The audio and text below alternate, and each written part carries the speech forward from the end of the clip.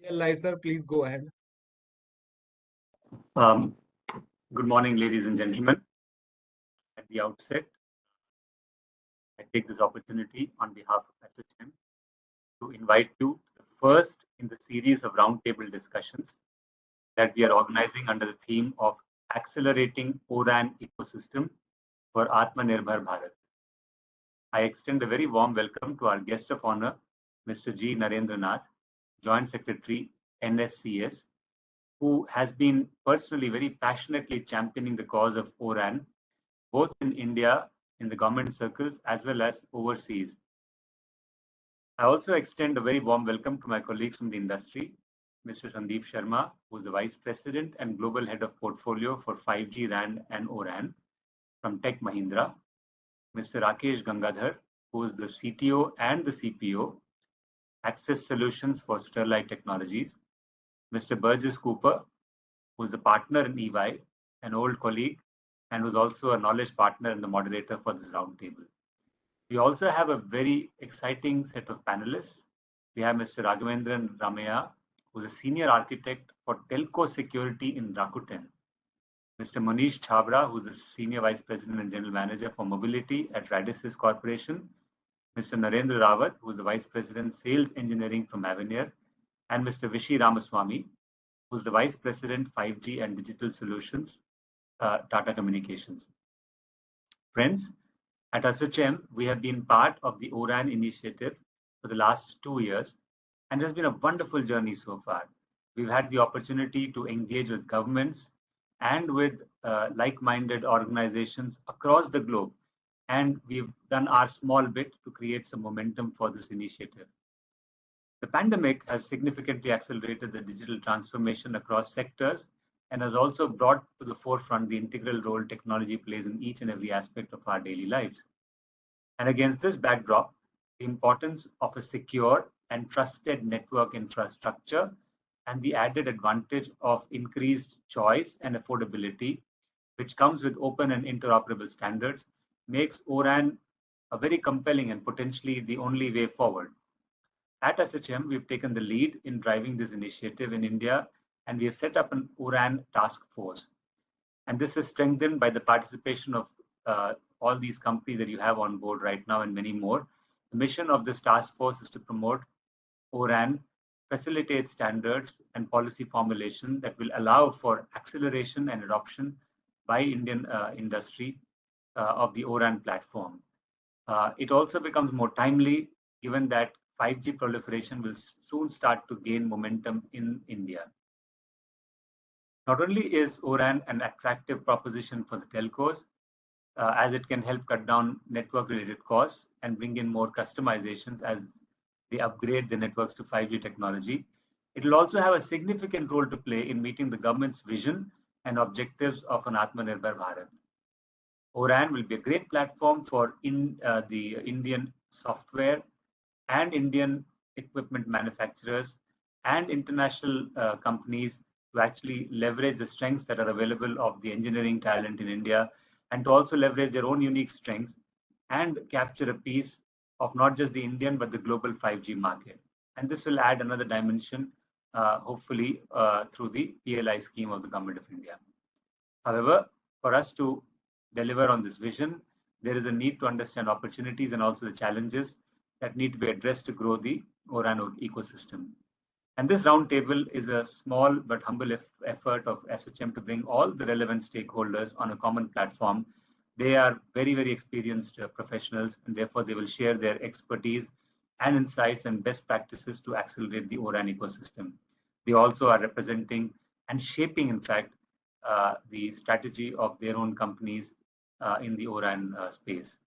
In closing, I would like to invite all stakeholders who are listening in, who have not yet joined the ASSOCHAM task force, to come forward and join in this journey to accelerate the adoption of Oran solutions, to foster innovation and expand the supply chain for advanced wireless technologies. And we believe that getting more and more stakeholders will obviously make sure that the path for Oran will be only made smoother. And this would mean that people will be able to contribute in the standard development, in identifying the intervention for testing, integration, and security. I look forward to listening to this August panel and also the keynote speakers as they take this event forward. And with that, may I request the next part of the agenda to start, which basically involves a keynote speech by our guest of honor, Sri Narendranath, Joint Secretary, NSCS. Over to you, sir.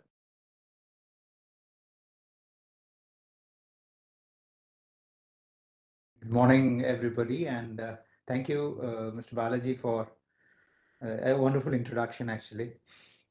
And as you said, we've been together also associated with some of the initiatives in this area, where you've taken a very proactive and active role in, furthering the agenda for Oran implementation, especially in the context of the Quad, initiative that's taking place. So when you talk of open networks, it's not telecom industry per se is standards based. And earlier because of the international nature of the networks that is there, and you find that interface standards and open interfaces for those standards, for those something that is bread and butter of the telecom industry. Then once we have subsequently national networks also being provided by multiple operators, interconnect is an important concept. So you have interface standards that are, part of the bread and butter of the industry again. So, and, it's been more than a decade since we've been talking about, software-defined networks and virtualization. So those are also not new concepts. It's only that, now we're extending that towards the radio access networks, where we have proprietary boxes that were coming in with complete integration of the software, the radio, and the hardware into it. That we are sort of trying to now do two things to it. One is to virtualize it, the other is to disaggregate it, and also provide open interfaces for the disaggregated and virtualized entities that are there. This is a new initiative, and it is actually of great importance, considering that, and it's a cliche term that radio access networks, take a bulk of the investments in the networks. So once we do that, we have an opportunity, and that this provides an opportunity for, diversifying the vendor base. There's been a great consolidation that has happened in the vendor market.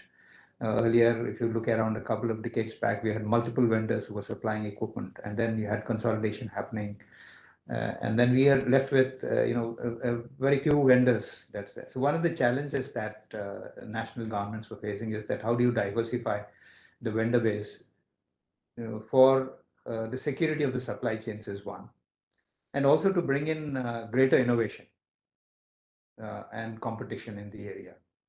So with that in mind, I think the initiative the Oran initiative that started primarily from the industry, from the service providers. And when they started off, they wanted to look at it as a vehicle for them to break the shackles of the small vendor base that was there and to reduce the cost of ownership for the network element.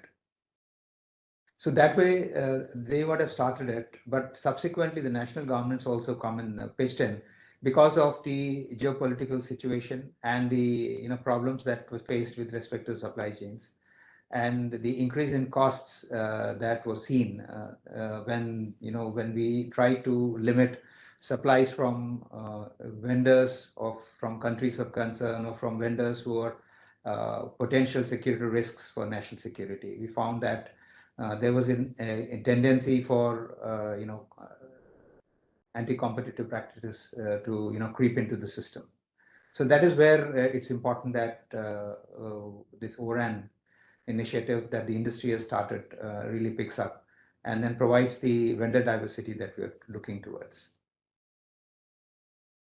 Having said that, there are challenges in it. One is, it should be, when you talk of open radio access networks, it should be really, really open, and then with open standards. And not only that, it should not result in, what you call vertical buckets that are created with all the RUs, DUs, CUs all coming from one vendor. Though they could say that, we are all complying to the Oran standards, but because of problems of interoperability, you would find that, there's one vendor who supplies all the components of what is, in quotes, an open ready access network, but per se is again boiling down to, one vendor providing all of that. So one of the problems is one of the issues is of interoperability, and service providers, the focus is on business of providing connectivity and services to the customers.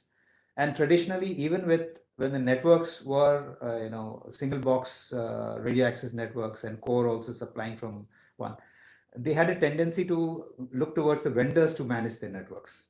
Just from rolling out the networks to even configuring the network and operating the networks. So when such is the philosophy or the bent of mind, when you increase the complexity of a radio access network, the operators would look towards on outside entities to do that business of integrating all the different components into the network and optimizing it and running those networks. So here there is a business case that comes in for system integration. Maybe this is one area uh, where skill sets could be developed within India, and in the Atmanirbhar context also we could develop businesses which have the competencies to provide these necessary services for the service providers. So that is one area that we're talking about. The other issue that is a problem area is the security part of it. Earlier when we had this mature organizations that were developing the complete technology stack, and the understanding that we have is that they have robust practices in place for software development and testing and integration of all the different modules into a product. Now, when you have multiple entities doing that software development and bringing the modules together, how are we sure that each of these entities, do they have, and they might be smaller entities, do they have robust software development practices? Are they, practicing secure software coding practices? So what is the mechanism and what is the procedural mechanism, the process mechanism that is in place to ensure that this is being adhered to by all these different entities that are developing the modules? So that is one part, and maybe the industry has to, and the standards bodies have to work to come up with mechanisms to ensure that these modules that are built together, built and then brought into for integration, are secure and robust. So that is another issue that has to be addressed. Regarding the interoperability testing, there's a good initiative that the Department of Telecom has taken. The Telecom Engineering Center floated an RFP for interop labs in a collaborative mode, and they've also signed recently an MOU with I think VVDN for the interop lab in that. So this is one area, that interop testing and security testing is one area where which would be required, and this is another area of business that maybe people could look at and develop that ecosystem in the country for the rolling out of the RAN.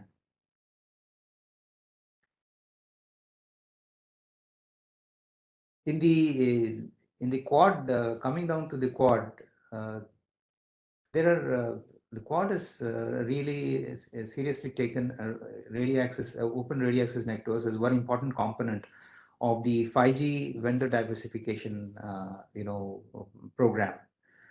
We have had a track 1.5, a couple of events in that, where we have brought together relevant industry players from the service providers, the equipment manufacturers, and also the system integrators, along with regulatory entities within the governments onto a common platform over two events that we did in July, one in July last year and another this year. I think it's January or February that we did it, where we have actually examined. One is it helped us to understand who are the different stakeholders and players in this ecosystem, and it also helped us to understand what are the issues that are there, and we also had an opportunity to talk to the industry and ask them what are the asks that they have from the government to support them for for their initiatives in the open radio access networks. One of them, of course, was the establishment of interop testing facilities. In this regard, there's initiative that's happened in Japan that they have established a testing facility there. There's initiative that's happening also in Australia, and some initiative that's happening in the US also in this regard, in addition to what we're doing in India.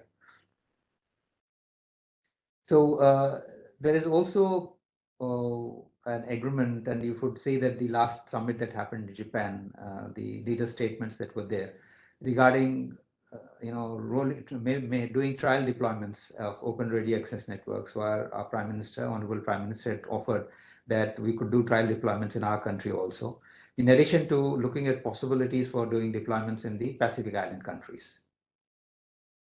So when we're looking at deployments of Pacific Island countries, one of the things that comes to mind is the technology is maturing. So if you are going to talk in terms of deploying in those Pacific Island countries, it's not that we support them only for the initial deployments, but we'll have to talk in terms of support over a longer period of time, maybe more than 5 years or so, because as the technology matures, the Pacific Island countries should not feel that they've been saddled with the technology that is not yet mature, and and as that's become quickly obsolete. So I think that is one of the things that comes to mind. That's a work in progress, and we're working towards the mechanisms about how we go about in supporting that.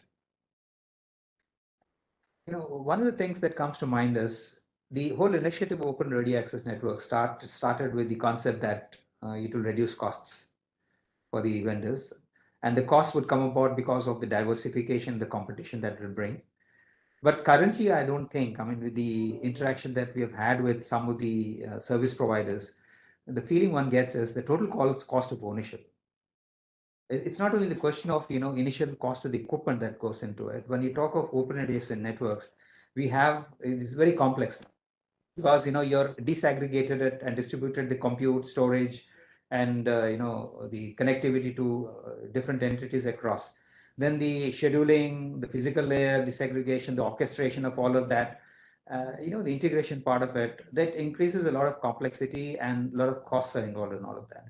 So if you look at the total cost of ownership, the impression one gets from the interaction that we have had with the service provider industry is that the total cost of ownership as of Open RAN today is more than a conventional RAN.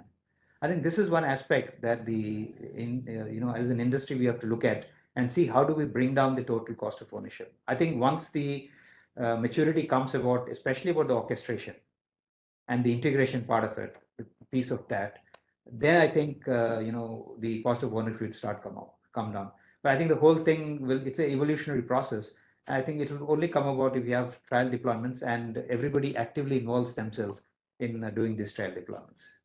So the work is very well cut out for all of us, and I think we work in a very cooperative mode, understanding that though there are challenges now, but at the end of the tunnel, there's a lot of light, and we know that definitely the path that we are traveling with the technology maturing and the problems getting sorted out, you'll find that definitely the total cost of ownership should, I think, ultimately come down for all concerned. So with these words, I wish this forum success, and I think we should have many more as we go ahead to integrate the industry also onto this platform. Thank you very much.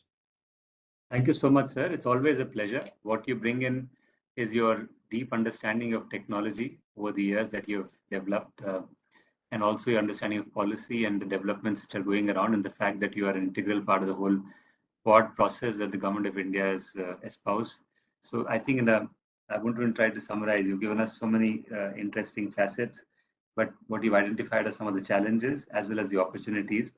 And I'm sure in the course of the next 30, 40 minutes, as you hear some of the other keynote speakers, as well as you hear the panelists, you'll probably get some more, should I say, ideas about what the industry players are thinking, and hopefully that will enable you to drive the right policy and other interventions. But thank you once again. I know you're a busy person, but you've taken time not only today, but as you rightly said, over the last couple of years, and we really appreciate this interaction. Thank you. Thank you so much, sir. And I will just now move over for the keynote to be delivered now by Mr. Sandeep Sharma, who, as I said, is the Vice President and Global Head for Portfolio of 5G, RAN, and Oran for Tech Mahindra. Sandeep, over to you. Yeah. Thank you, Balaji. And let me share my screen.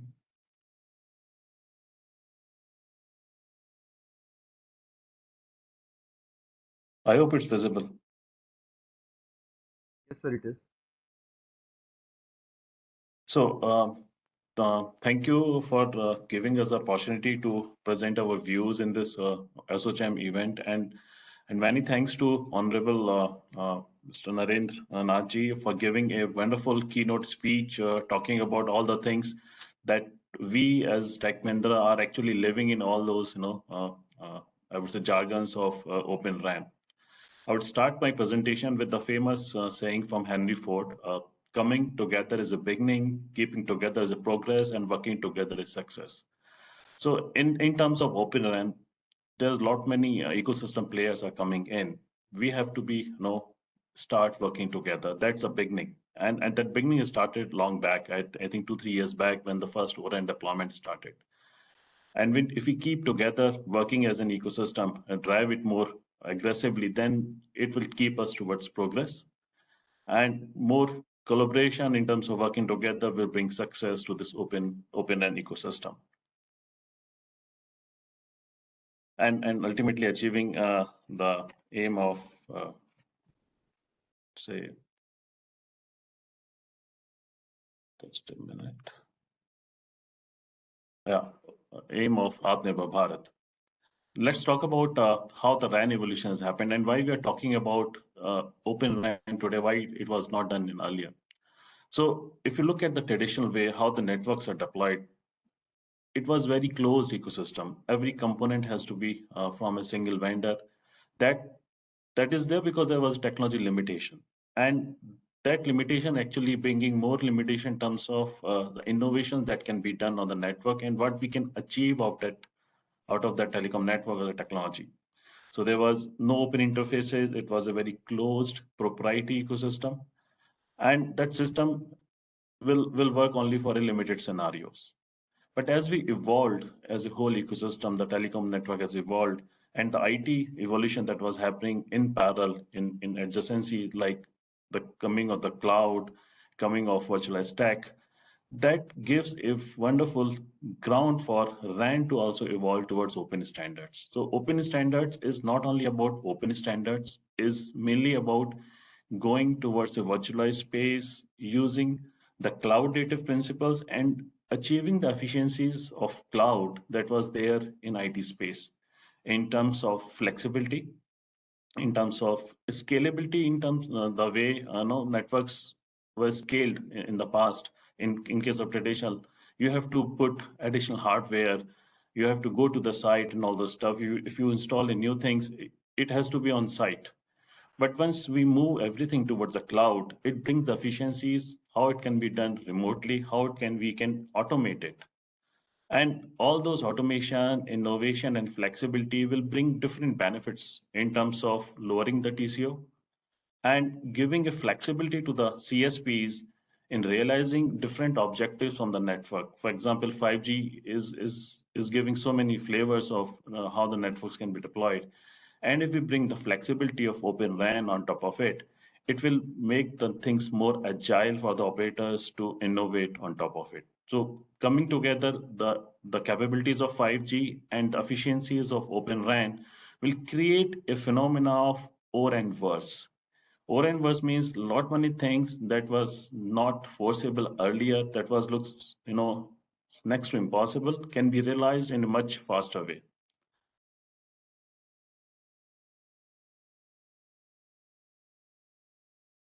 If you look at how this Oran ecosystem can be accelerated. So we as a Tech Mahindra are a basically firm believer of Oran, and we invested in this technology way earlier. We deployed or part of that early deployments of Oran, all the large networks that are deployed we played a role there. And how we achieved that, we have a center of excellence where a pool of experts are there who have cultivated the expertise with on-field experience, the level of upskilling that is required to work on the Oren ecosystem. Because the upskilling, the skill set that was there in the past in case of traditional RAN, they are not fully relevant when we move towards Oren ecosystem, because the cloud and all, which was supposed to be termed as for the IT space, now those skill set is basically the main line if you're going towards Oren ecosystem. Apart from the center of excellence, we defined or structured the new set of processes for delivering the right results of the technology to the end CSPs. And we have a new age delivery processes defined that helps in achieving the objectives of technology and giving it to the customers and the end consumers as well. Apart from that, what we have is a set of products and tools, which is a combination of in-house development and a large partner ecosystem that we have built on. And all these three things are actually helping us to achieve the delivery excellence while deploying Oren. So where this delivery excellence centered around, it's around people, the experts that we have in our organization, the processes that we have developed or cultivated over these years, and the knowledge base that we earned while working in a larger ecosystem, early adoption of the Oren skill set that is required, and on top of the platforms that we work on. In a summary, the things that helped in the acceleration of Oren ecosystem basically works more in open way, I would say methodologies, open not only in terms of openness of a technology, openness of the mindset as well. We should be more open towards adopting the new ways of deploying the technologies, promoting an indigenous solution. So we are a firm believer of indigenous development. We have large pool of experts available within India. That skill set is already proven globally. So why not use that within India and contribute towards the overall Atmanirbhar mission of India? And lead the things with an innovation way and the agile way, so that whenever things needs to be refined, redefined, or the future proofness of the technology should be imbibed the way we do the things. And lastly, the upskilling, which is an utmost important thing when we are evolving towards new ways of working or a new technology. Now, as an integrator, Sri Narendra ji has rightly mentioned that integration is an important part while we're looking at the Oren ecosystem. Oren ecosystem brings a large set of technology providers in terms of Oren products, both in 4G and 5G space, COTS hardware providers, Oak cloud providers who give the softwares of the cloud as well to make that hardware work, orchestration and automation, and a large set of technology solutions as well. So these technology providers actually bring all the innovations that are required in the technology. But these are the different, I would say, component of a stack that needs to be put together to make Oren work. And there is a need of integrator. Integrator is not only in terms of service integrator, is basically solution integrator. A person who can, or an organization who can put the things together end to end and make all these disintegrated components stick together and work in the live network. And we have been doing it for quite some time now in the Open RAN space. It includes multiple things like continuous integrations, where all the CI/CD principles needs to be in place to bring the benefits of automation that cloud is known for. And since Oren involves multiple stacks, it has to be pre-validated in the lab ecosystem, and that pre-validated lab stack has to be re-verified in the large scale deployment. All those steps are requiring a need of an integrator in place. Since we are moving towards I would say, amalgamation of IT and the telecom networks together, so all the expertise that we have in telecom and the IT space will bring a unique proposition to the operators to deploying the networks in a more secure and agile way. And most importantly, we have a strong open and ecosystem partnerships, which we leverage in developing the new use cases and new ways of achieving things and the objectives that are met, that has to be met by the technology to help operators towards scalable deployment. Scalable deployment in an agile way, reducing the overall TCO of the deployment of the network. And at the same time, it will also help the automations thing and the orchestration will help in improved velocity of deploying new features and functionalities in the network. That may be for different use cases. There might be different set of requirements. And we talk about that RIC and the non-real-time RIC and the near real-time RIC, that will bring its own efficiencies. And once we develop a network which is based on cloud native, virtualized, we are actually evolving the networks towards a future readiness. All the new things that needs to be deployed will be quicker and faster. So we as a Tech Mahindra played a significant role as an integrator of all this tech, apart from doing partner ecosystem development and playing an important part of development with the OEMs as well. If you look at Oren, Aaron, I personally believe that Oren is an enabler for the Atmanirbhar mission that we believe, and what was the mandate given from our Honorable Prime Minister Shri Narendra Modi ji.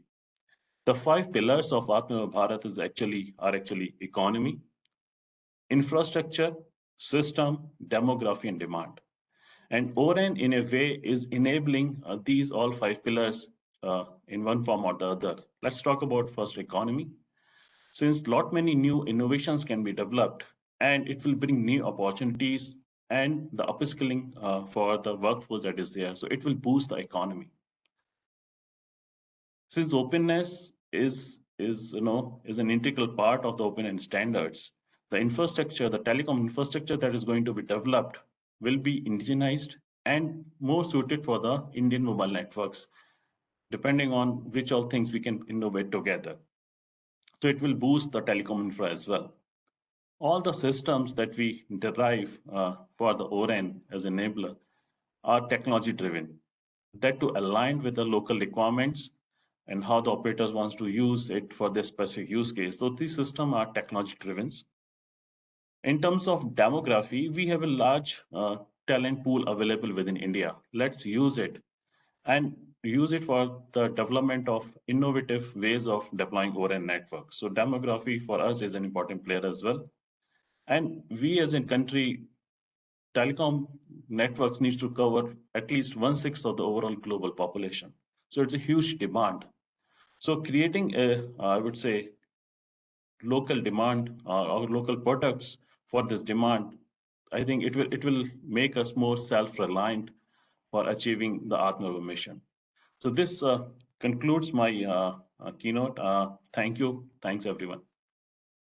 Thank you so much, Sandeep. I think it was very nice the way you started about working together and the way you talked about the important elements and what it takes for a system integrator like Tech Mahindra to move this whole movement forward. So really wonderful insight. So thank you once again for that. And I now move on to the next industry veteran, Mr. Rajesh Gangadhar, who is the CTO and CPO for Access Solutions, Sterlite Technology Limited. So over to you, Rajesh, for your insights. Thank you. I'm just trying to share my screen here. Yeah, it's visible. Oh, it's visible. Okay, very good. Okay, then. You are visible right now. Your screen, no, the presentation not yet. Not yet. Okay. I'm having some challenge at the last minute. You need to click on the share button. I did, but it's asking me to. Just give me 1 minute here. No problem, Rajesh.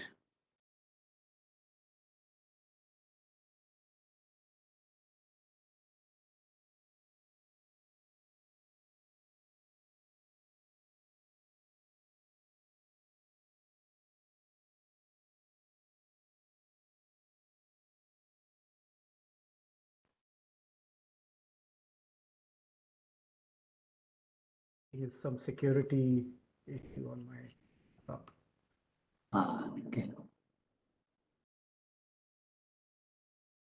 Give me 1 minute, otherwise I'll just go ahead and talk. So apologies to everybody. Can you email it to me? Yeah, sure, I can do that. Is that That's a good idea. Yeah, That's I'll a do good that. idea. While you give your introductory Sure. comments, you can just send it to Varun and he will move it and show forward as you ask him. A small disclaimer: there will be some time lag in my. Oh, that's perfectly fine. getting I the just screen. have 2 slides, so it'll be perfectly fine.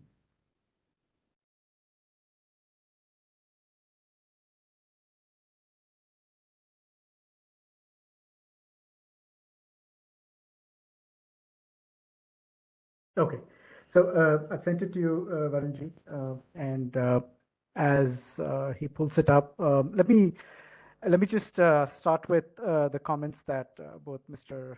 Narendraji and Sandeep just gave, and I think I attest to all of that. And I'm not going to rehash what open networking and open RAN brings to the table. I think that the benefits for that is largely established, and I think we're all aligned there. But let me start with a little story. And I think this is very personal for me as well, because when we at STL started this journey, well before Open RAN was the sexy thing out there, well before Quad was something that was established, well before Atmanirbhar was a call of action from the Prime Minister. We seeded the journey towards SDN, open networking, way back late 2017, early 2018. And this was a leap of faith that we took as we wanted to, really disrupt the market early and do it all from India, using talent from India. And I think that was the journey that was kicked off well before we had these types of roundtables. And why that's important is because it actually brings, a lot of what we are discussing. It validates what, a vision can do for an entire ecosystem. We now have, and I think once the presentation comes, you'll see we actually now have a portfolio of offerings that span wireless and wireline, entirely based on open networking principles. We are aligned to Oran forum specs. We're aligned to ONF and broadband forum specs for the wireline. And our portfolios go from radio to the RIC to the programmable FTTX, which is a fully virtualized stack for last mile access. And thank you, Varunji. If you could go to the next slide, please. And we're actually these products are today anywhere from GA that is generally available and in trials with customers globally. And we're actually shipping some of these units already, the radio units. And so this is not a vision. This is not something that is in the future. This is now. And this is all designed, conceptualized, developed in India. And in the process, we've actually enabled a partner ecosystem in India. We have partnerships for design. We have partnerships for manufacturing. And we've also stood up a large team entirely, towards the design of the radio on the software side, as well as on the testing and validation piece. And this is all mostly 95% of the team is based in India today. To Sandeep's point, the talent is available, and we've assembled that talent here. And one of the principles that we are driving towards is to drive the lower cost of TCO and cost of ownership. And Mr. Narendranath ji mentioned that that is still an aspiration, but we've already started in that journey. And the way we've done is to innovate on the design itself, to lower the power, to lower the operational costs, to ease the operational aspects and the deployment aspects of our product. bring CI/CD principles from day one on our software products, build platform-based architecture that can scale or scale up or scale down, which can work with third-party network elements, interop with other partners, because we are entirely Open RAN and open networking aligned. And these are some of the principles that we have taken from the ground up. There is no legacy to defend. And this is all from India. So I think Atmanirbhar is here. But where I see a large or a bit of a challenge is the fact that adoption of these technologies and these products in India is still a little tepid, I must admit. So the challenge today is who is going to invest in our products in India to take this forward? That's the key question to ask. Today we are in trials, and I must admit, I'd love to do trials in India, but we are doing trials globally in APAC, in Australia, in Europe, and in the US. But I'm yet to have a live customer in India. So if we don't believe in what we build in India, we ourselves don't deploy and test and validate, then the promise of Atmanirbhar will only be validated elsewhere. And I think collectively, this industry must think about what do we do to bring that value proposition in India to be able to establish this principle in India itself. And so that's the key. Maybe in the subsequent roundtables, maybe that's the call to action that we have, is we bring operators and address some of these concerns that they may have. Right? Maybe there are some valid concerns, and we should probably bring those to the table and see how we can address those. One other element is the interoperability aspect. Right? If today Mr. Narendra Rawat, who's from Avenir, and Sandeep and I sat across the table. Sandeep says, I'm going to be the SI. Narendraji says, I'm Avenir, I'm going to bring the CUDU, and I bring the radio. The first question to ask is who's going to fund the interoperability? Who's going to fund the deployment?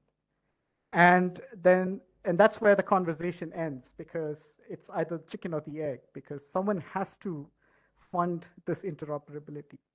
Right? Someone has to sponsor that. So in my opinion, that's kind of the challenge that we need to address as an industry. Today, the auctions are on the table. What if, the time to think outside the box. What if the government says, the 5G auctions, if the operators deploy Open RAN technology, I'm going to subsidize the spectrum in those bands.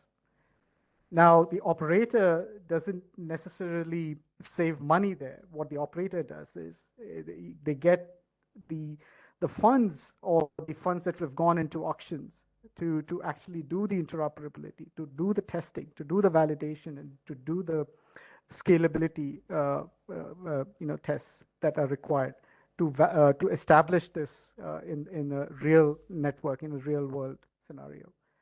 Right? Why don't we think of policies or options like these, such that the operators are incentivized to deploy Open RAN and open networking technologies? Today, BharatNet, there's a phase 3, phase 4, endeavor.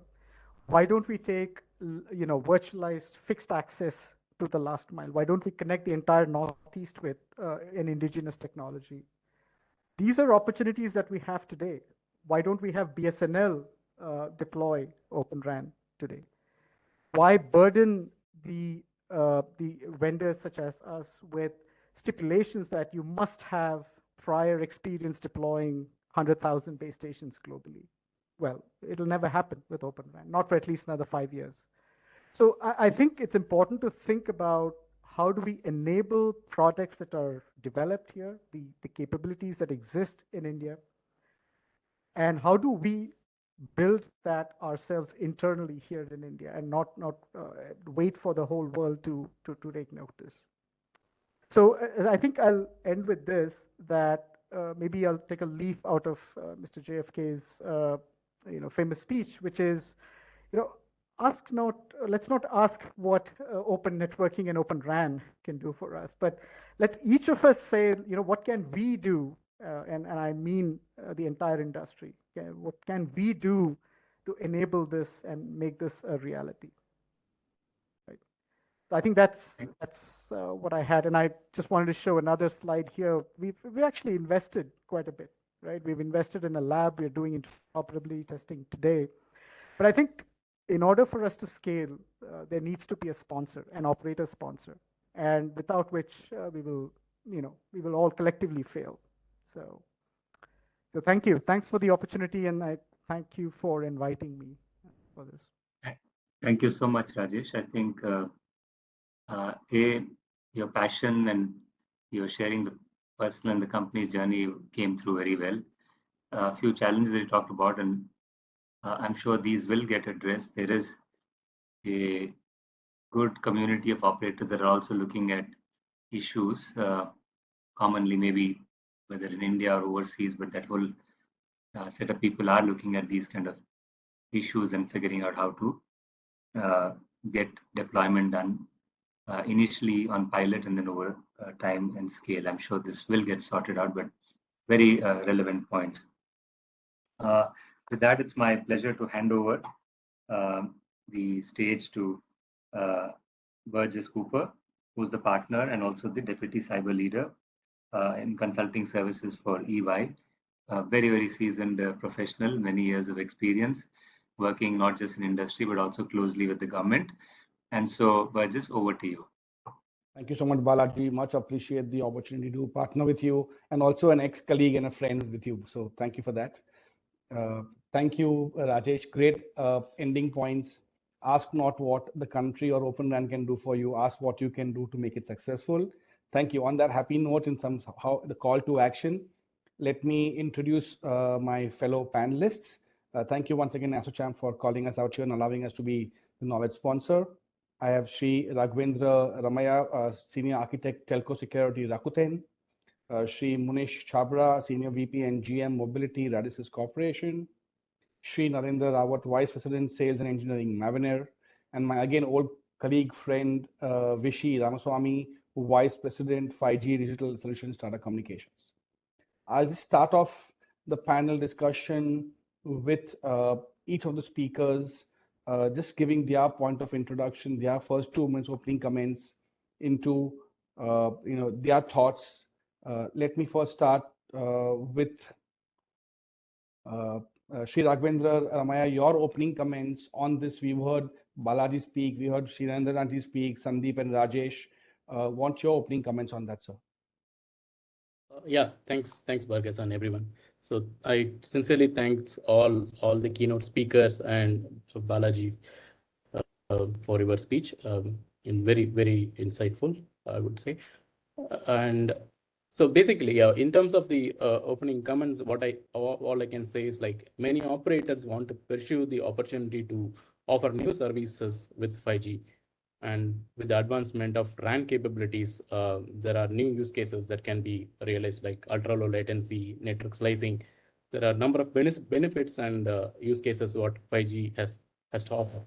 However, operators are faced with the challenge of the large 5G capex and OPEX bills associated with densifying the RAN network and adding more traditional network technologies. So it's absolutely clear that going with the traditional approach of building the RAN and building the core network is not going to enable the ecosystem to thrive the way it needs to be to offer the new next generation use cases to the customers, right, across multiple verticals. So it's absolutely important that building a 5G network with end-to-end cloud native ecosystem, including the Open RAN, along with zero touch automation, supported by the fast innovation, open vendor ecosystem, something operators have to look at in collaboration with the supplier system integrators as a potential solution to tackle these kind of challenges what we have in the industry today. So keeping that in mind, I'm sure that we have many stakeholders and players coming into the Open RAN ecosystem. So we would be able to address this through the disintegration, virtualization, bring more programmability to the network on Open RAN, and take this forward. That's what I believe.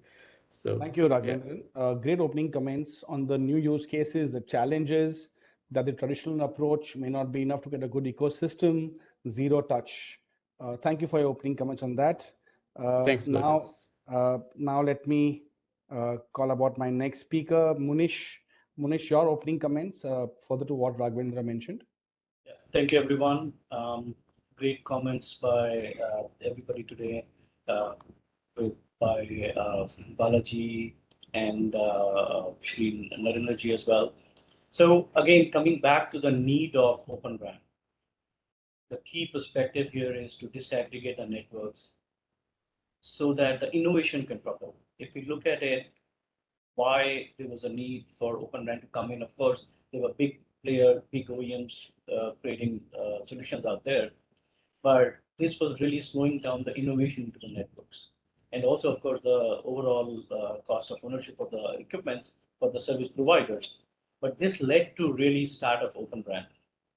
And the perspective, again, with respect to everybody or increasing the ecosystem with many players focusing on specific areas. For example, somebody focusing on the hardware piece of it, somebody focusing on the software piece of it, somebody on the application side, evolving different chips out there.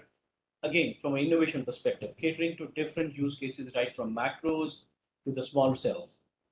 So from Radis's perspective, in fact, we thrive on the ecosystem driven by the Open RAN, and we provide the software primarily to cater to the Open RAN or creating different network nodes for the Open RAN, right from the RAN to the core network side of it. And what we believe strongly is that the standardizations which have been promoted by 3GPP and the interoperability that we have been talking about among multiple vendors coming together, the key objective of Open RAN will come together when we are able to establish that these networks can perform better or at least at the same KPIs of any other networks today, which are non-Open RAN based, and at the same time are also able to cater to lower cost objectives by the operators or by the industry. Thank you so much, Munish, for your opening comments. Need for Open RAN, which comes from the desegregation requirement of networks, the ability to counter the slowing down of innovation, different use cases, interoperability. Thank you, Munish, for your opening comments. Now let me go to Mr. Narendra Rawat from Avenir. Narendra, your opening comments. We've heard great inputs from Raghavendra and Munish. Over to you, Narendra.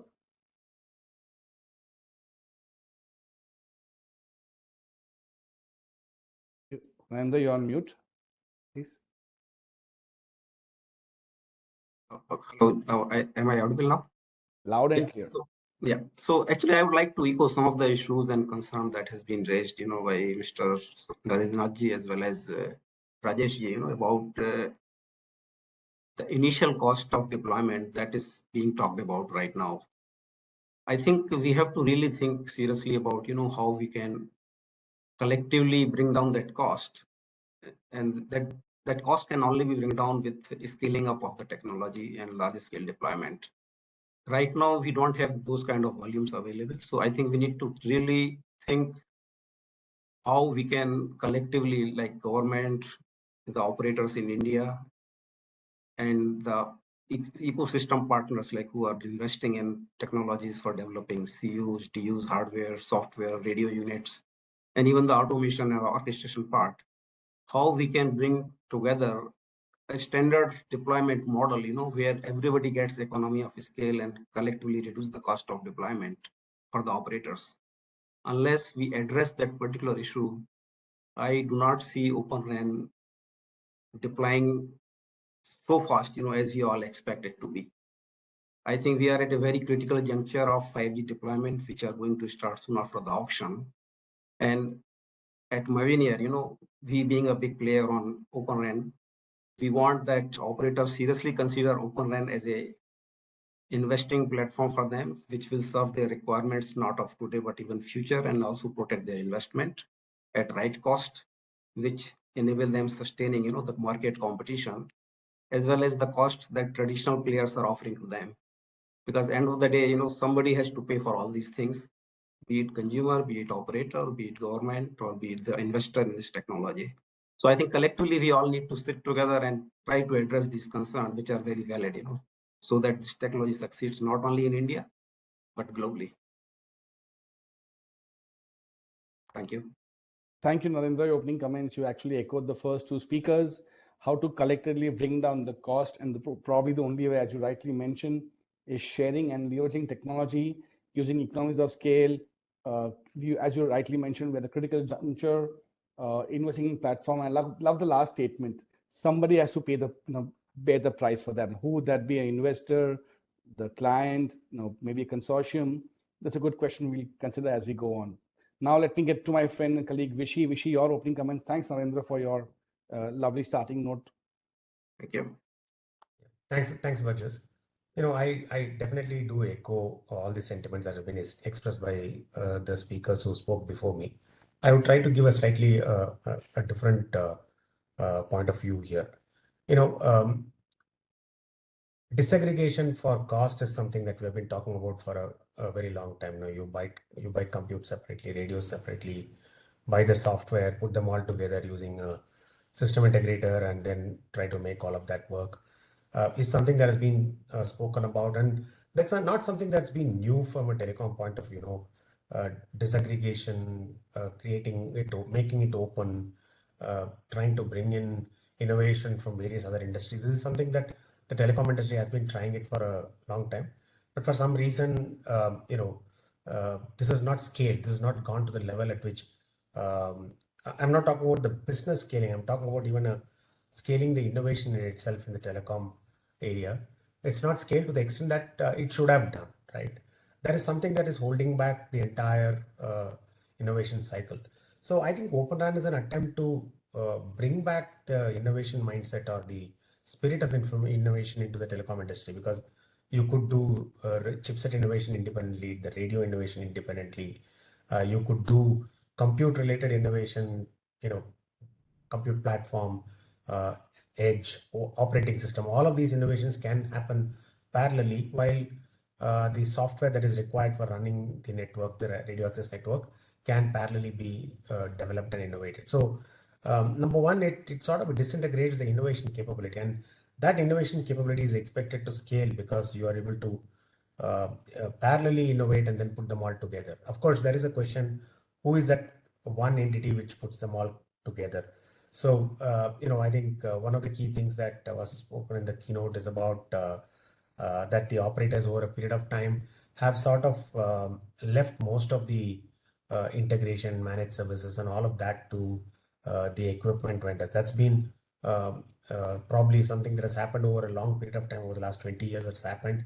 Now, if you want to integrate these different pieces of innovation that's happening, so who is that one entity who would put that all together? So is it the operator who is going to play the role of an SI, or is there an independent SI who's going to come and do it? If an independent SI comes and does it, is there a dependency that's going to shift from the all-in-one equipment vendor to a technology integrator who is able to put all of these things together? Is the dependency going to just shift, or is there going to be really an open innovation that's going to come up? Is a big question that's still to be answered.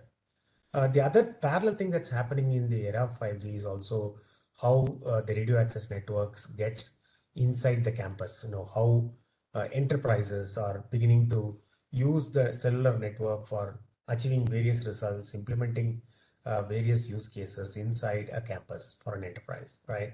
Now, the Open RAN ecosystem is also expected to bring in a fair amount of innovation into that area. Okay, suppose let's say we're going and talking to a manufacturing plant. The people who are there in the manufacturing plant are experts in the manufacturing process in itself. They get typical partners who automate the manufacturing process, industrial automation related people. They know how to manage energy. They know how to manage the workforce and things like that.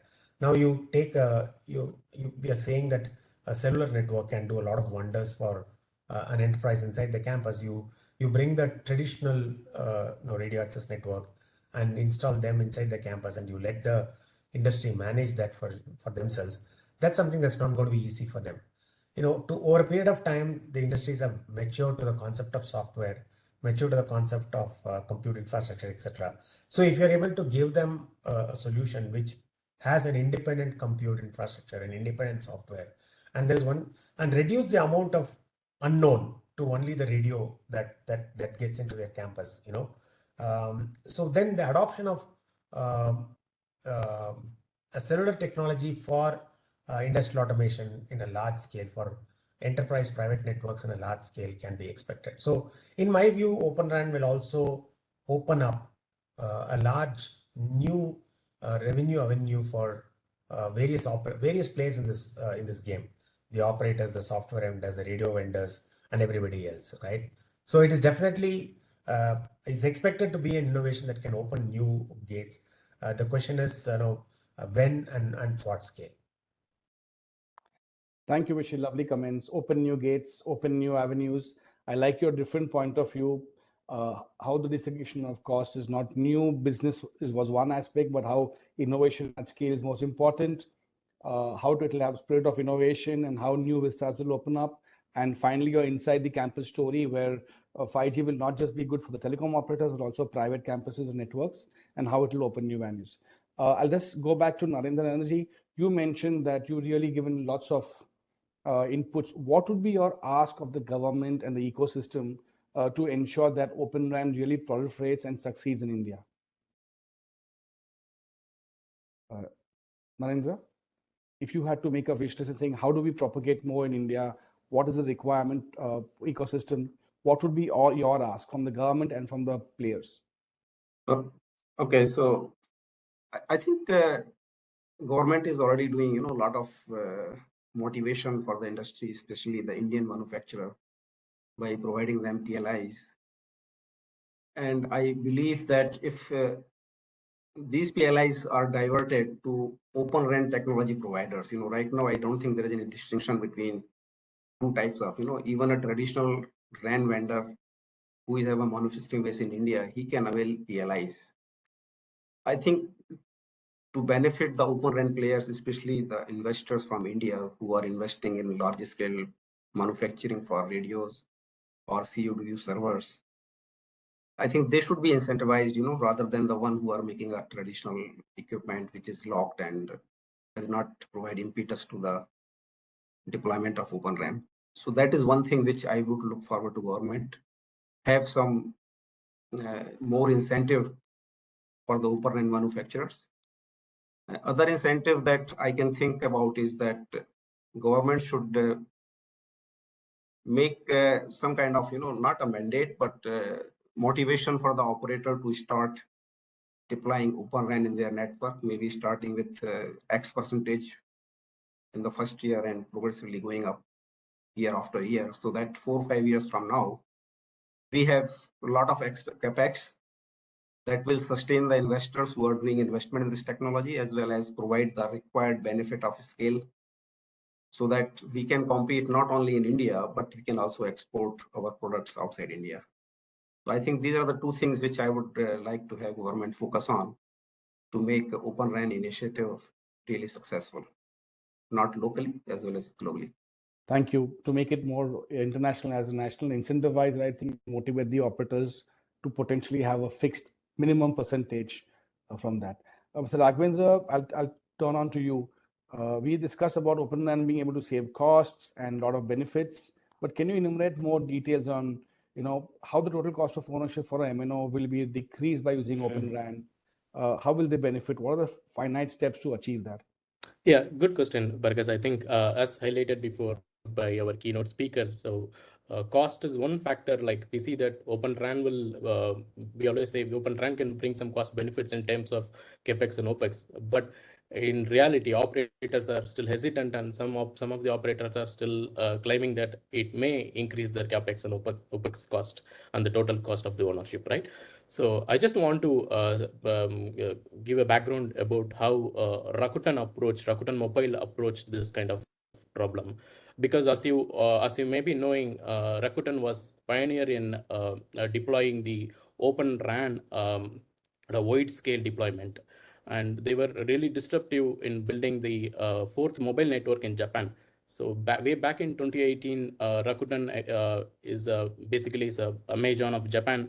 When they decided to build a mobile network, they don't want to go over the same path and build a traditional mobile network and a traditional RAN network. It was not affordable, right? So our leaders like Tariq and Mikitani from Rakuten, they took a radical approach to build a software-based mobile network, including the Open RAN. So when we say during 2018, even the Oran standards were not ready at that point of time.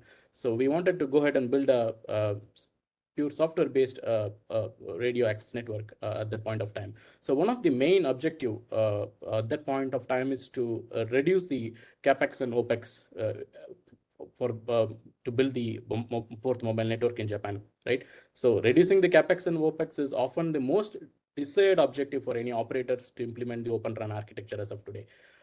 So what Rakuten Mobile has done here is like we have taken few key strategic adoption and along with the technology enablers, few strategic principles have been based on few foundation we have built this, right?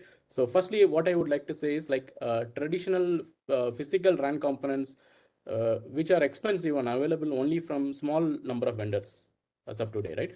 Moving to a disintegrated RAN architecture with open interface can increase the supply chain flexibility for operators and reduce the dependency with the single vendor or very less vendors, like we have a very handful number of vendors as of today. In context of capex, this is expected to bring a greater level of price competition, and operators has option to choose cost-effective open commodity radio units and antennas compared to the existing proprietary radio solutions. So Rakuten Mobile, we do have a number of suppliers who supplies open commodity radio solutions to build our open network. So that's one of the point I want to highlight. And secondly, while radio units, which is called as ORU in the Open RAN, it's going to remain physical, right? It will not be virtualized in any near future. But other RAN functions can be virtualized and deployed in a cloud-native infrastructure. So that's going to consist of a Kubernetes managed resource-efficient containers and general-purpose hardwares and accelerators. So what I'm trying to say here is like we need to have a highly resource-efficient performant cloud-native platform which can optimize the workload infrastructure. What it means is it can also mean that reduce the number of cloud nodes, worker nodes required to manage the workloads that will be hosted for the Open RAN. So eventually, we have to build a data center. We need to have a compute resources. We need to have the record storage memory and all that stuff. But if we have a efficient underlying cloud infrastructure, there is an opportunity to reduce the cost as well. And thirdly, what I want to highlight is aim for a massive automation. So Rakuten was always very focused on automation, right? Massive automation and zero test automation capabilities. Operators deploying Open RAN need to commission hundreds and thousands of cell sites across the data center, edge data centers and the metro data centers and stuff like that, right? So what is essential here is like have capability to configure and provision OCU, ODU remotely, which is again critical to reduce the capex and opex cost. So the automation is going to be the key. Even if you look at the numbers, what we have today, right? So if you compare with the headcount with the number of cell sites what is being deployed in Rakuten Mobile, it is the ratio is very low at the moment because of the automation. What we can get away with this, right? So thanks, Raghavendra, for the comments. Let me go to Vishy. Vishy, a question from you. You mentioned about innovation, and further to what Raghavendra mentioned, in your experience, Oran is a nation state in India, but where will the first need come, applicability, readiness in the long term? Will it be telco specific, or will it be in the campuses? How do you foresee the first need coming up in India, and which sectors and the applicability? Thanks, Raghavendra, for your comments. Thank you. I think it will be parallel, Burgess. In my view, the demand and the integrate and the rollout from an operator will be in parallel to whatever happens inside an enterprise. But let me tell you one key decision point that will lie in front of the operators, right? So with the buying behavior of typical an operator has been always like can you give me end to end? I'm sure that you and all the other people who have interacted or been working with operators know this, right? So you will ask them, will you be in a position to sort of provide an end-to-end solution? So let's say I go and ask, let's say Mavenir, because they are there in the panel. Let's say Mavenir, I'll go and ask them saying that I want Open RAN from a compliance point of view. I ask for an Open RAN and then say, can you give me end-to-end Open RAN? So the whole concept of what I'm attempting to do with Open RAN would just get, this is what happened sometime back when, vRAN and Cloud RAN also happened, right? The assumption was the RRH and the BBU have been separated.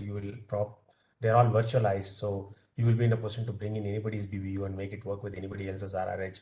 That was something that was tried out a few years ago. But then the dependency shifted from maybe one set of people to another set of people, right?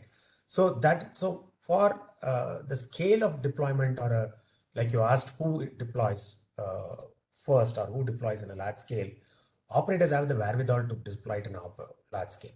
Enterprises are small pockets, right? And each enterprise takes decisions independent of the other. So the operators have the capability to deploy these in a very large scale. But then there has to be a conviction that I'm able to move from the traditional end-to-end buying behavior to a slightly different buying behavior, right? For example, do I get tied down? So for example, one of the things that happened when the vRAN Cloud RAN era happened was the dependency on the hypervisor. So you go and tell, if I had to tell that I determine what hypervisor I want, and I go and tell the providers saying that you make it compatible with my hypervisor, the providers will not do it, right? The equipment providers will not do it. They'll say, I will give you with the hypervisor with whom I have tested, right? Now, one of the key things that we need to break in this chain is to make it open to the real spirit of being open. That means I get my own container strategy, I own my own DevOps strategy, I own my own automation strategy. I can go to a completely independent person to get an automation into this. I get radios independently. I get compute infrastructure independently. So to the spirit, it has to be made open. That's when the scale would actually happen.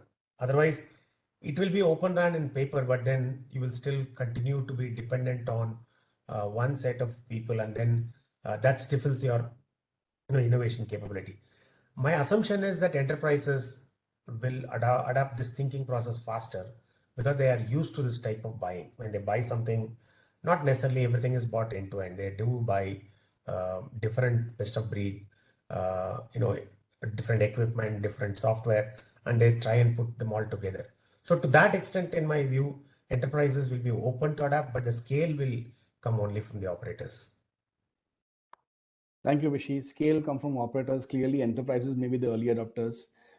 Stifling innovation, if you say my hypervisor or my this, and make it open from the real spirit of the open. Let me go to Munish. Munish, we saw the Vishy giving comments on the maturity. The operators may be the first ones to adopt, but then the enterprises might take over. Which countries in the world can share case studies from your experience? Has this been more successful? Who are the early adopters? What can India learn from some of those case studies? Munish? Thank you, Bharat. So, good question. First of all, let's look at where the innovation started from. In fact, in 5G, I would say it was really led by China. It started with China. A lot of vendors emerged there by the requirements coming in from all the operators coming together. I think the critical part of it, if you look at it again, I think we have talked about Open RAN. The only way Open RAN will be successful is through the scale. The scale cannot be catered through one operator. It has to come when all these operators come together, put their requirements together, so that the entire vendor ecosystem that is promoted can cater to all the requirements for that particular country. From China, it actually emerged very fast. But again, even in China, when it started, the chipsets, the baseband chipsets and everything, that started from US, right? That was a need where it started from.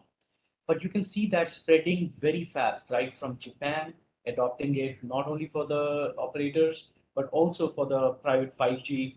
Similarly, if you look at Europe, in Europe as well, big five operators have come together. They have come together, they have created their set of requirements, and through those requirements, they're also driving the Open RAN ecosystem, and they're also making actually very bold statements where they are commenting that almost 30 to 40% of their networks will be based upon Open RAN by 2030, which actually boosts a lot of confidence in the industry. Similarly, if you look at US, one of the first operators which adopted the Open RAN was Dish, and that was pretty visible in terms of bringing up a lot of newer players, bringing them on board, adopting different technologies, and actually all these technologies which I would say traditional players would classify them under, whether it is cloud-based or vRAN-based. So this has been proved very well across the globe, right? From the West in US, Europe, and I would say Japan and Korea also leading it. But I would certainly say that if there is one place where Open RAN can be successful, it is really India. Why? Because of the scale that India can provide. So, but the requirements and the need that India will enable for the ecosystem for Open RAN are going to be different. And that is where there is a very strong need for everybody to come together, make sure that a percentage of, let's say, overall network is deployed on Open RAN. Also make sure a lot of different verticals coming together, because traditional networks or traditional service provider or equipment manufacturers, they may not be able to cater to a lot of different use cases which are needed in the verticals. That's where Open RAN can also open doors for adoption of 5G technology in these verticals. So that's where need for everybody to come together, put their requirements together, and drive this ecosystem. Thanks, Monish. I love your optimism that it will succeed in India because of the large consumption. With every new technology, digital, there's always a potential threat, cybersecurity being one of them. Raghavendra, there were initial concerns about cybersecurity issues. Now, I believe, have been sort of thwarted. Give me your comments on that, Raghavendra. How is cybersecurity taking care of an Open RAN? Does it emerge a new era of threats? Go ahead, Raghavendra. Yeah. So like when again, like going back to the traditional RAN, everything was closed, right? So the security was implicitly taken care by the supplier in the traditional world. Now with the Open RAN, like the trust surface and the risk surface is expanded, because what we had, like one box, now we have ORU, ODU, OCU, and there are new interfaces introduced, like sound.2x split we have, and we have E2 interface towards the RIC, and there is a A1 interface between the near real-time RIC and non-real-time RIC, and there's going to be a lot of XApps and RApps that will be deployed on the RIC platform, which is going to consume the APIs exposed by the RAN, OCU, ODU, and other components of the RAN, right? So basically, there is a expanded threat surface. Both internally within the RAN, also the threat can come from the external outside of the RAN. So now what we have done, like I'm also a delegate from Rakuten Mobile for the security focus group. So what we have done in the security focus group is that we have basically identified a number of work items within the security focus group to identify the risks across various layers of the Open RAN. Right, identify various layers of the Open RAN.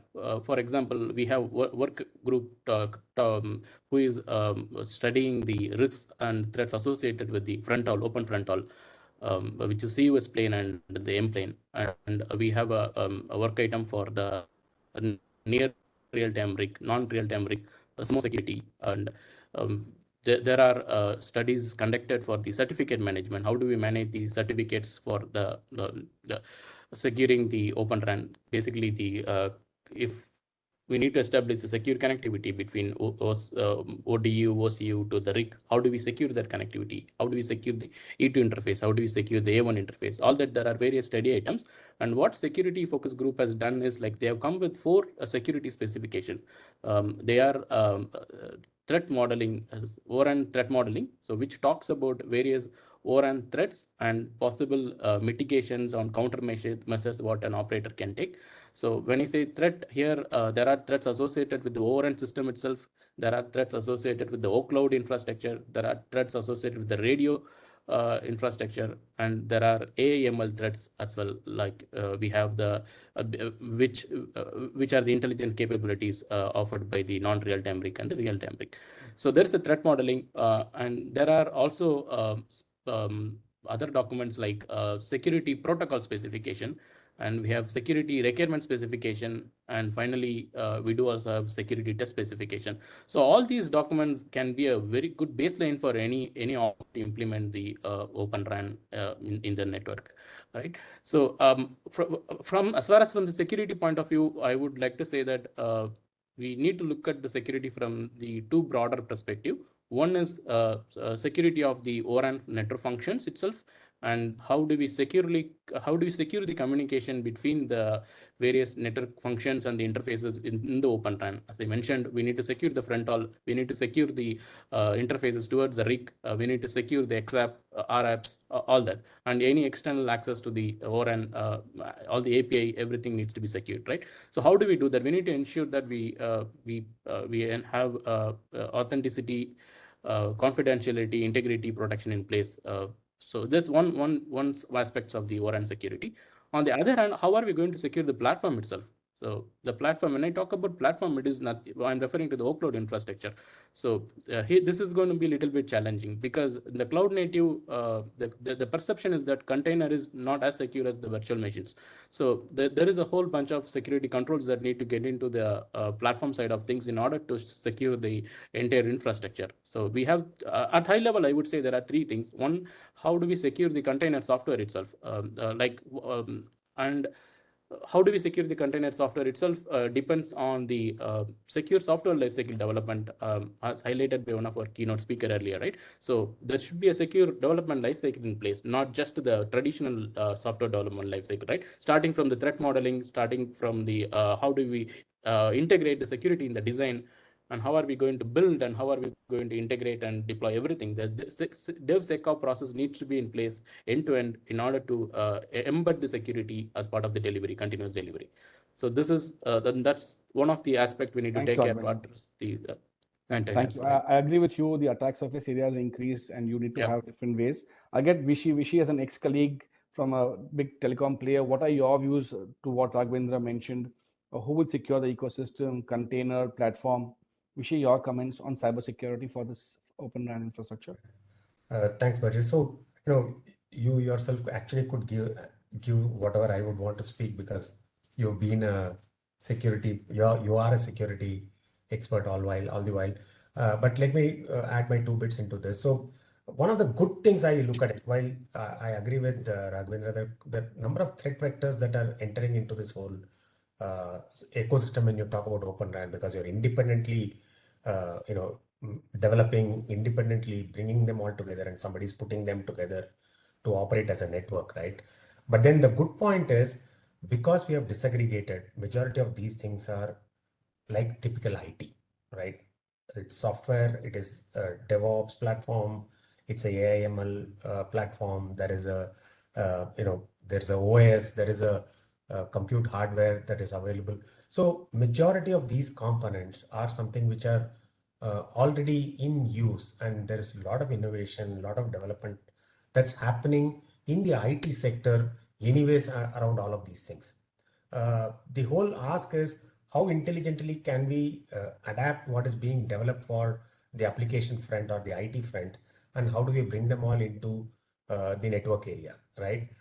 Even from, but just during our days in Vodafone, when you were a CISO, you were focusing on the IT and the cybersecurity part of it. Today, if you're a CISO was doing all this, you can also extend seamlessly into the network area, and you will be able to bring in a similar set of controls. I'm talking about this more from an usage point of view, not from development point of view. I completely concur with what Raghavendra has been talking about. How do you embed security when you develop? But I'm saying when you deploy, how do you manage? How does an operator or an enterprise manage security once they have deployed? So it'll be relatively easy for one to understand the amount of the type of threat vectors here, because you can seamlessly enter from the IT into this world.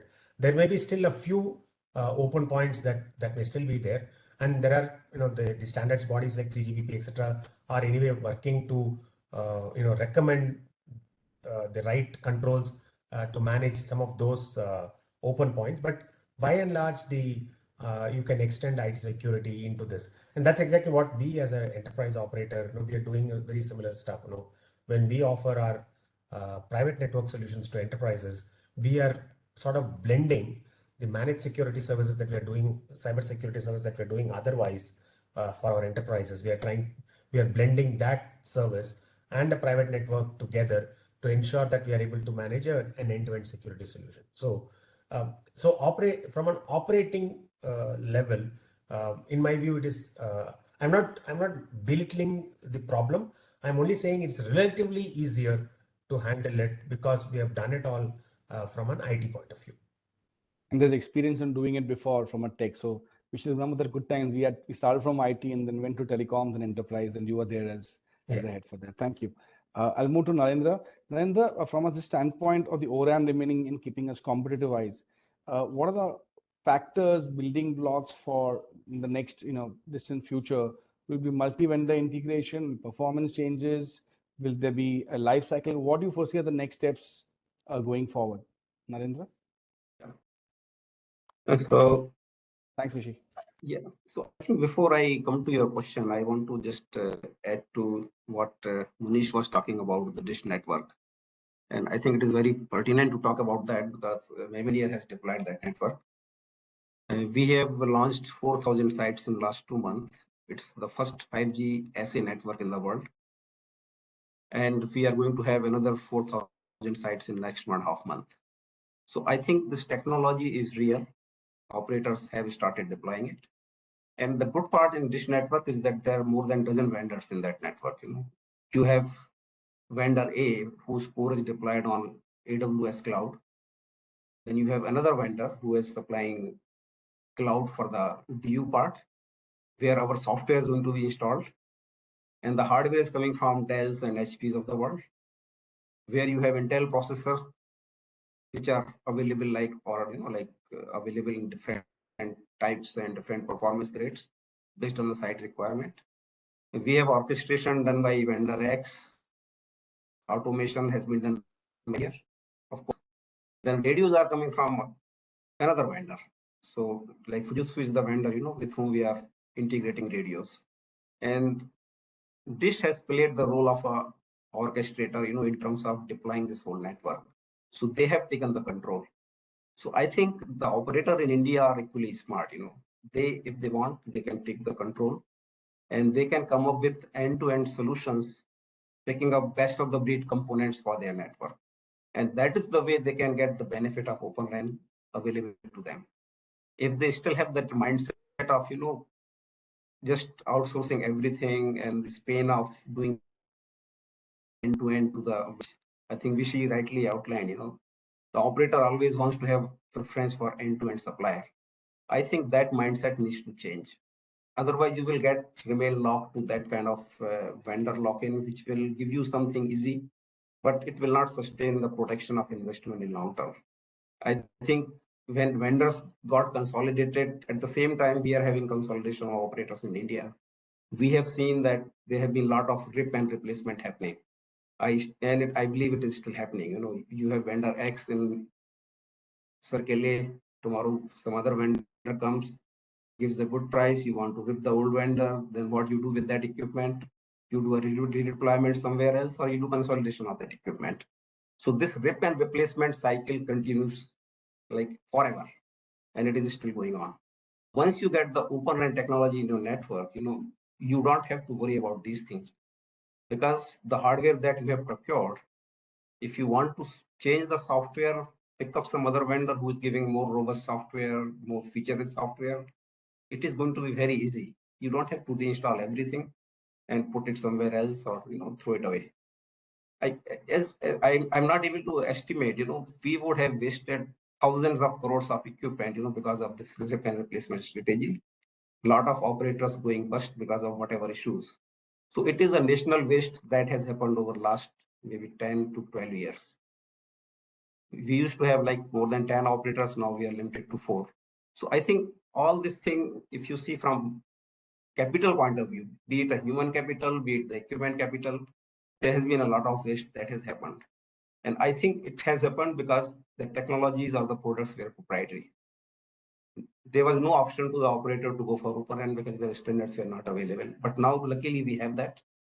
And operators are going to decide for their future investment, the next capex cycle for 5G very soon. So they should, learn from their past experience and also open up their mindset, not to think of this end-to-end strategy from just one single vendor. In Open RAN, you can pick up best partners for your hardware, for your software, for your radios, even for the system integrator. I think a friend from Tech Mahindra was talking about system integration capabilities. And I think a lot of Indian companies have that capability in IT. They have proven it and they're growing in the IT space. I think once cloud native technologies are going to be adopted, for Open RAN, the same companies or even the new companies can come up to the mark and they can pick up the challenge of doing system integration for Open RAN. And not only in India, they can be system integrator for the whole world. So I think all these components of Open RAN deployment has to be addressed in terms of taking the best, but the mindset has to be away from end to end, because if you have that strategy or that mindset, you will still get locked to one vendor. And once you are locked to a particular vendor, then your investment is not protected for a long run. You depend on them for system integration, you depend on them for even the operations, you go for them for managed services, and everything becomes like limited. You don't get the benefit of innovation that's happening either in the IT side or on the cloud side or on the feature side. So that's the one thing that I wanted to talk about. And now coming to your question, actually I forgot your question. If you can just probably repeat it again, I will be really thankful to you. Sure. My question is, what are the building blocks in the next steps to achieve success? Yeah. So okay. So I think the building blocks I already specified, for Open RAN to succeed in India, we have to focus on some standard platforms, standard hardware types, standard radio types, so that if we don't have that technology, maybe we should encourage like companies like Mavenir or others who have this technology or stack. We license from them, because time to market is going to be very limited. 5G work is going to start. So I think we should encourage Indian manufacturers and companies to take license for the technology, do a large scale manufacturing here.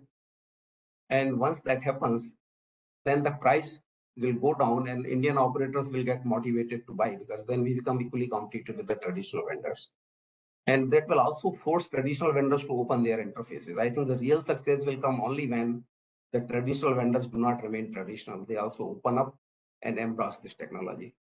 So that's what I would see. I think it would like to happen maybe in next 3 years, 4 years, 5 years, but finally it will happen.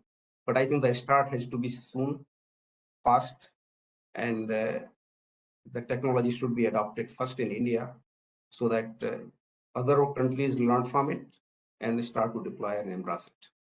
Thank you. Common theme of coming, let's start in India, is everyone saying. Munish, we heard Vishy talking about technology, innovation, supply chain, and automation. Can you expand more on the automation and the supply chain effects of the Oran? Munish? Sure. Thank you. Yeah, I think technology, we have all covered it very well. If you think about it, that from a software perspective, disaggregation, everything is very well. From automation, if you really look at it, it has been proven already by even the current networks. I mean, look at what happened during COVID lockdowns. These networks were all remotely managed pretty well, right? You did not hear about networks going down. still in these lockdowns. How could this happen? This could only happen because there is a level of automation which is already in place by the operators. Now, coming to extending it from the Oren perspective, and some of my fellow speakers talked about it, both from an orchestration perspective and the management piece of it. If there are different orchestration APIs or again from a management perspective, then it becomes difficult for operators to adopt it. That is where the standardization of these pieces coming together is helping. And actually, Oran community, 3GPP as a whole, right, with the new interfaces coming in like O2, these are actually focused on that. Now, adoption of this becomes critical. These are not proven yet, but this is one area which I feel requires more maturity in the ORAN space. So right now, the focus has been primarily on the CUDU running on standard or COTS hardware, working with a third-party RU on front-door interface. It has to expand beyond that. That is from an automation perspective.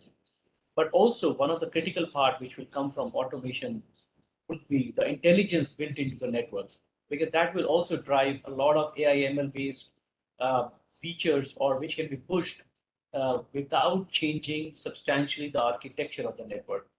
And that's where, again, the standardized interface coming in as E2 interface, that requires a lot of work, a lot of maturity in the ORM space, a lot of different applications to come up.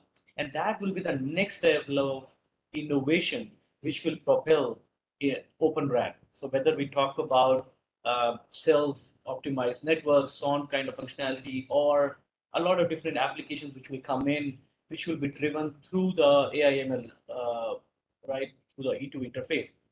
And I would also say, especially for India, Indian needs, we have seen a much different.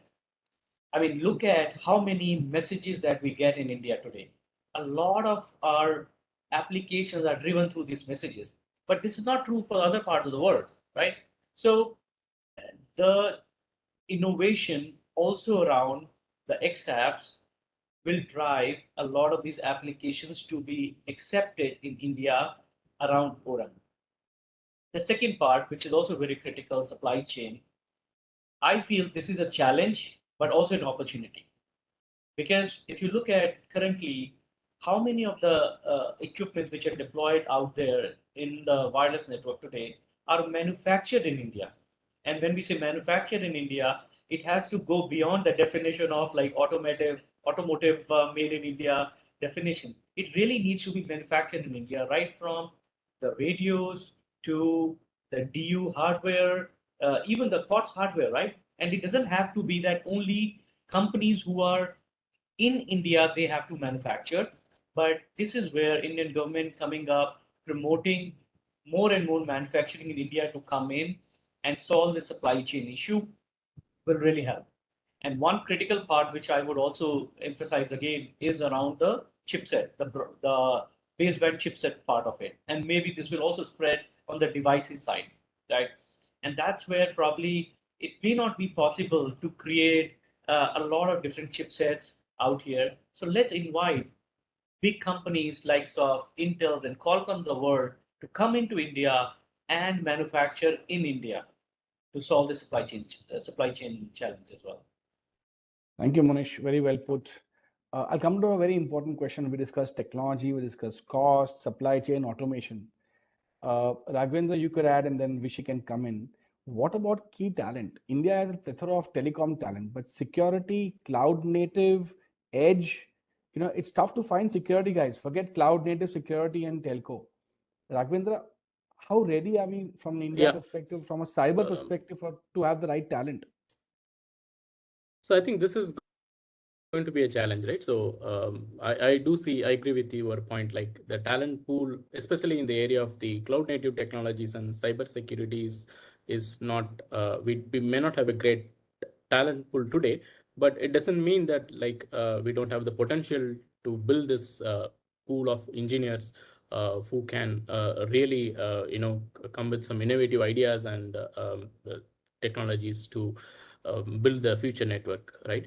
So there is a lack of experience and skills, especially like, so this Oran, what we are talking is a highly distributed network actually, right? So it's not confined to one place with a traditional radio access. It's going to be hugely distributed and at a larger scale, right? It's all critical infrastructure distributed, and there's going to be a number of compute nodes, and the resource needs to be scaled depending on the traffic pattern and things like that.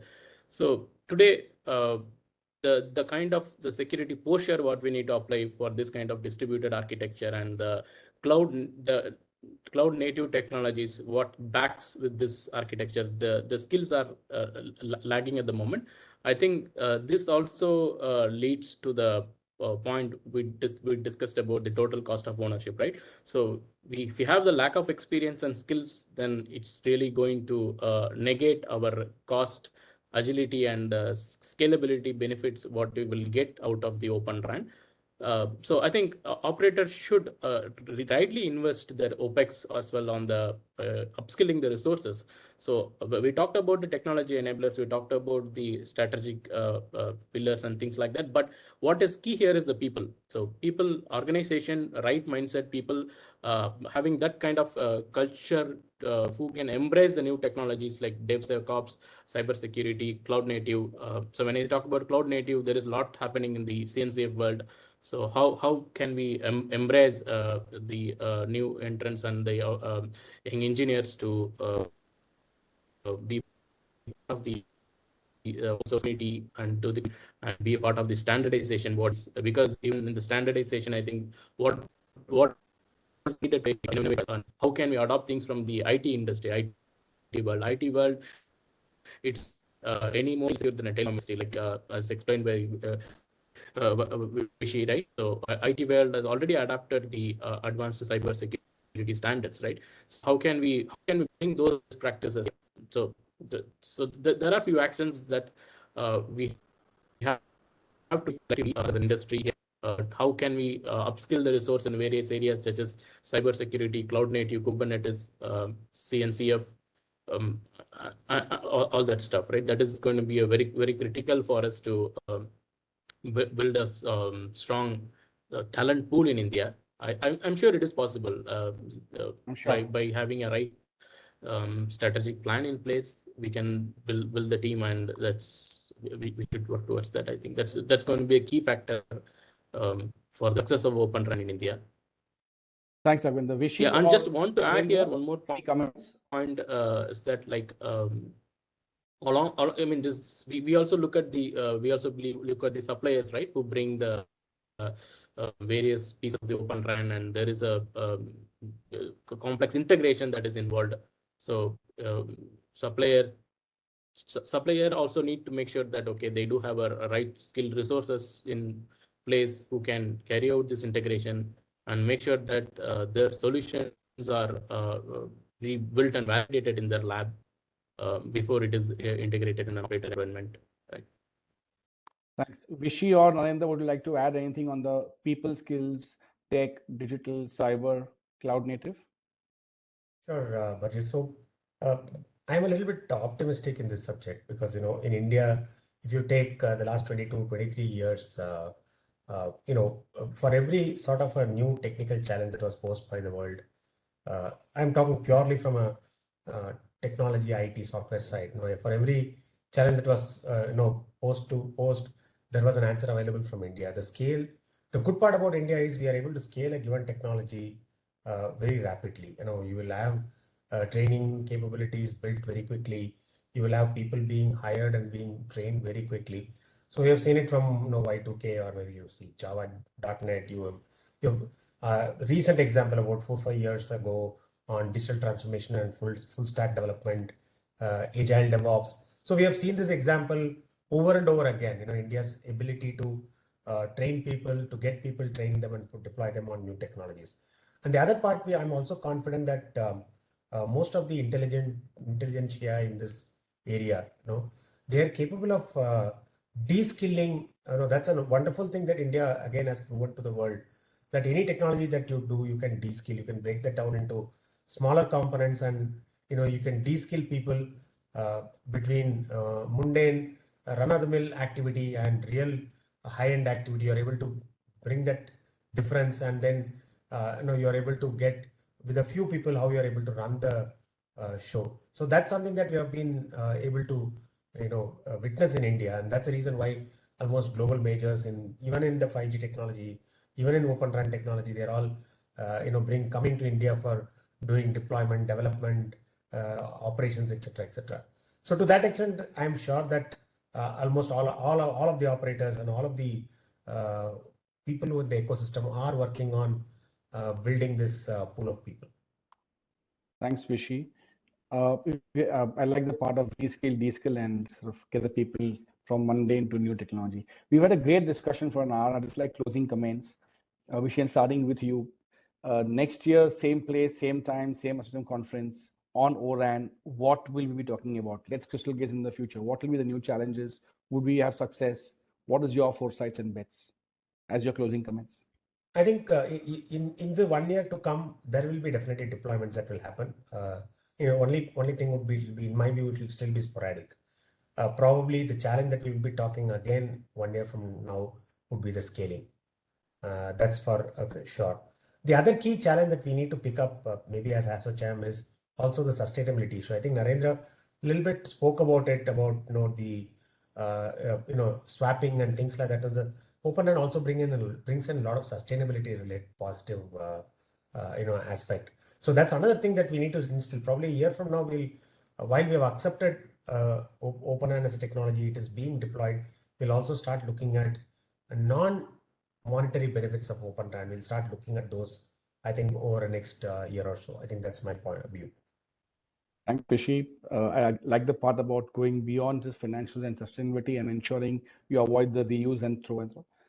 Look forward to having your inputs on the next time we can, next year. Narendra, your comments, closing comments, future gazing, next year, same place, same time.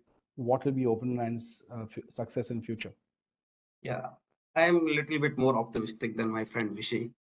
I believe probably we will have 10,000 plus sites, in next year. 10,000 plus sites. I love that.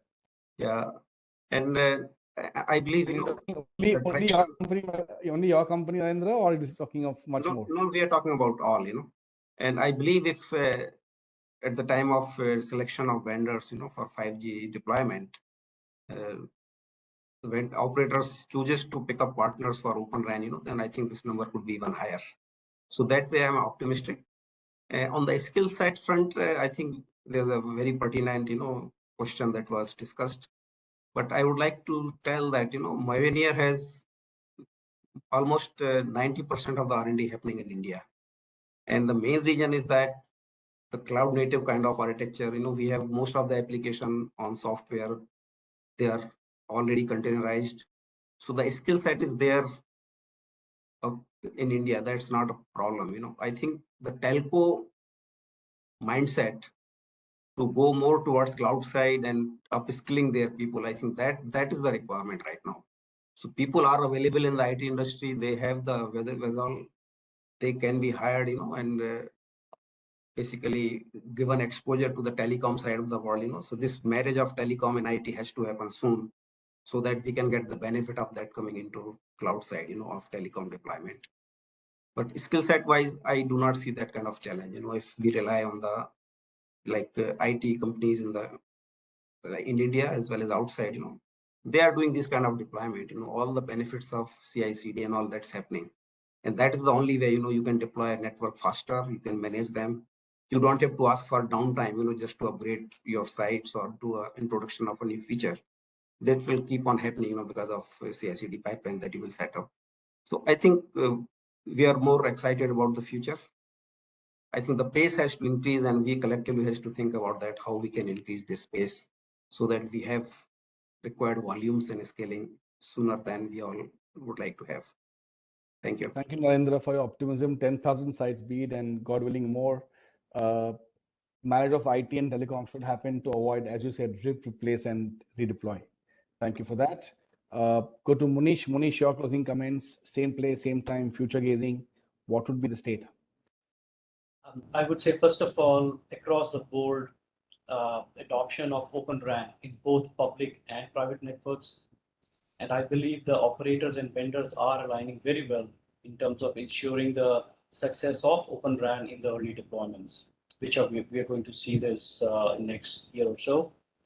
Then also the lessons that we are going to learn right from interoperability, trials, early deployments, that will also lead to more robust and open standards and more adoption by the vendors out there.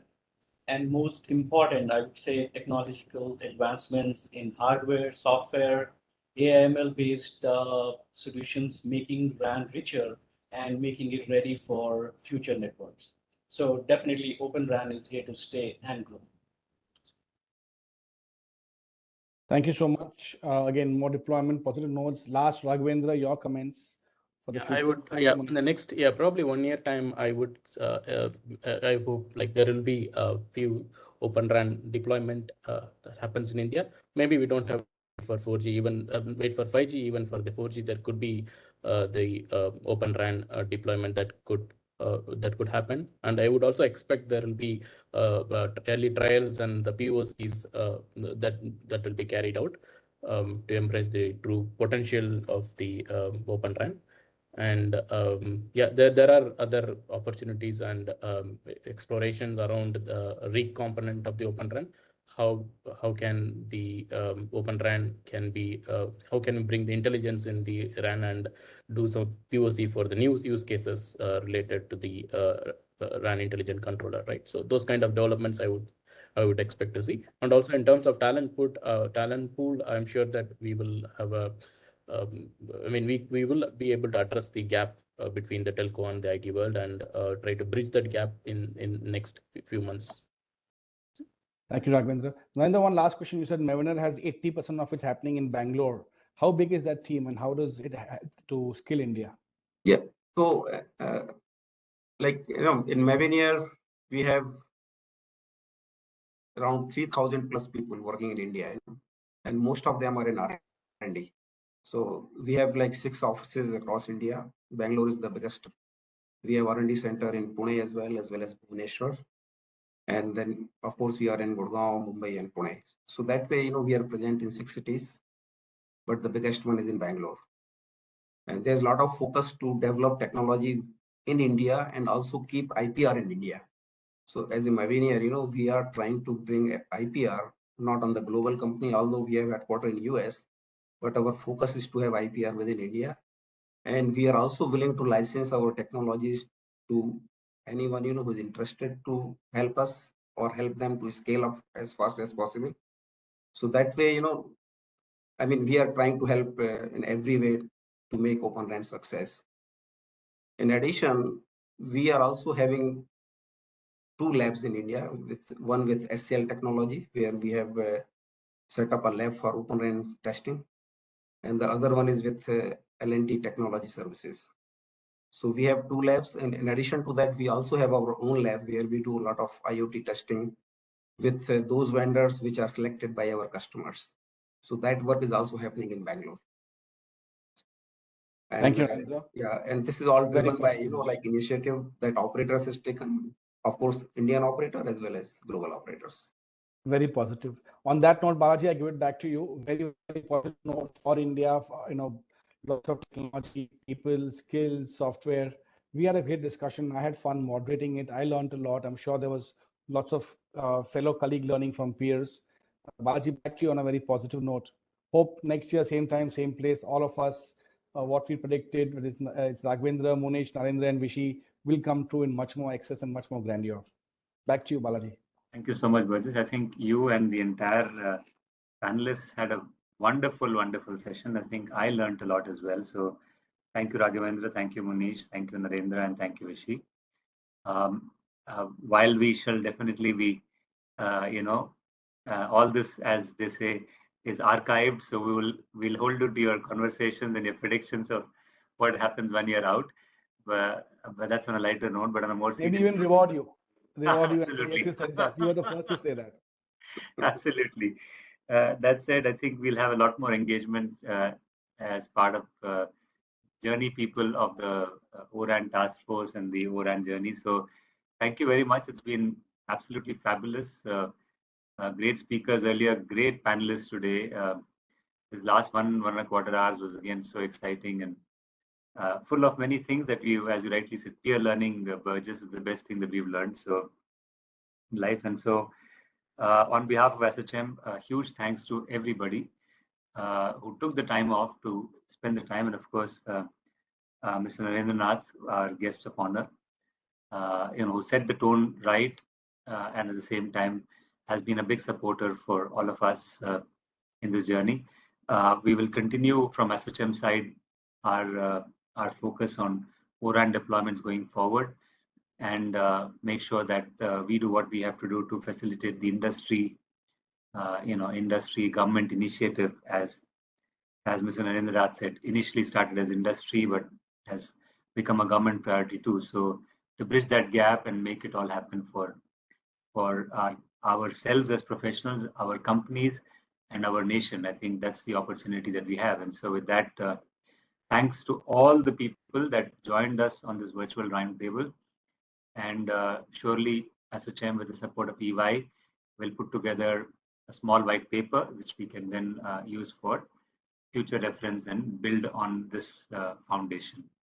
With that, Varun, is there anything else that is to be said, or should we just close the session?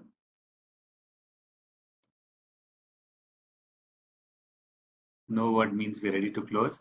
In that case, thank you, everybody, and have a good day and a good weekend. Thank you. Thank you, everyone. Thank you so much. Thanks all. Thank you, Raghavendra, Monish, Narendra, Vishen. Thanks, Balaji. Thanks, Varun. Thank you. Thanks everyone. Bye. Have a good day. Have a good day. Thank you, Varun. You're on mute. It's okay. Thanks, Varun. Bye.